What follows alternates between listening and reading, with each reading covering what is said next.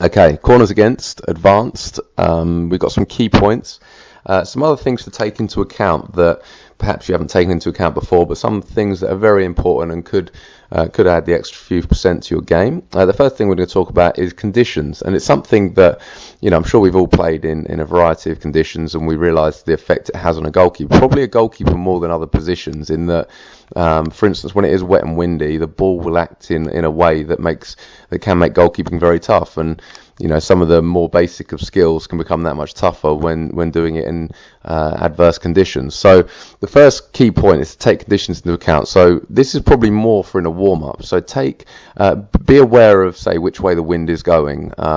Is it wet? If it's wet, then perhaps balls that were catchable prior to it being wet, it may not be the wisest thing to do now. So play a high percentage game would be the main advice. So corners against, if a ball's whipped in near post that, for instance, you may catch on a bright day, but not when it's wet and windy, then don't be afraid to punch the ball and look to punch it into a safe area. The game does change with conditions, and by having that realization and being able to play with the conditions as opposed to fighting them, it will give you that much more success.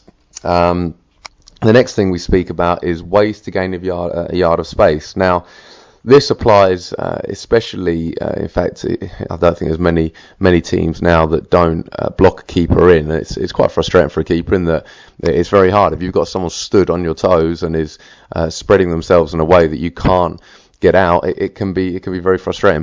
People can put the ball 4 or 5 yards out, but there's just physically nothing you can do. So there's a couple of key ways to do this, and the one that we'll speak about today is quite useful, and it has been known to work, and that is to, in effect, use your forearm. So as you're setting up for the corner, be quite wide in your stance and use your forearm to basically keep them arm's length. You're not going to get done for a foul on this, or it'd be very rare that you would, but it kind of gives you that half yard of space, and then as the corner's about to come in, just take a step back, so you give yourself a little bit of room. So maybe even start in a slightly false position, so 3-4 yards out. As they're about to take that step back. You've now got that yard of space. So if the ball is whipped in on your head, you've got time to make the take, or even if it's 4 or 5 yards out, you may now have that yard to get round the opposing striker or the guy blocking you in and still make the catch or the punch.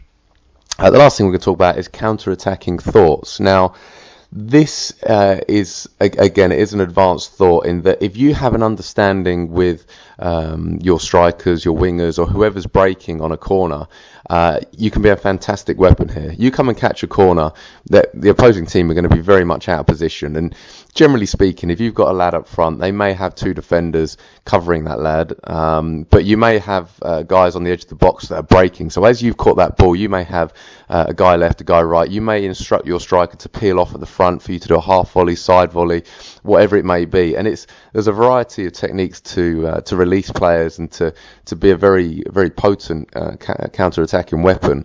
And this is something, again, it may be pre-game, it may be in training, that you discuss with those corner situations, because, again, this could be huge. If you're coming and catching 3 or 4 crosses in a game, and you can set your team away on 3 or 4 attacks where you may find you're 3 against 3 or 2 against 2, then this could be worth several goals over the course of a season. So another thought to bear in mind, that gain that understanding with those that you're playing with, and become not only the last line of defence, but the first line of attack.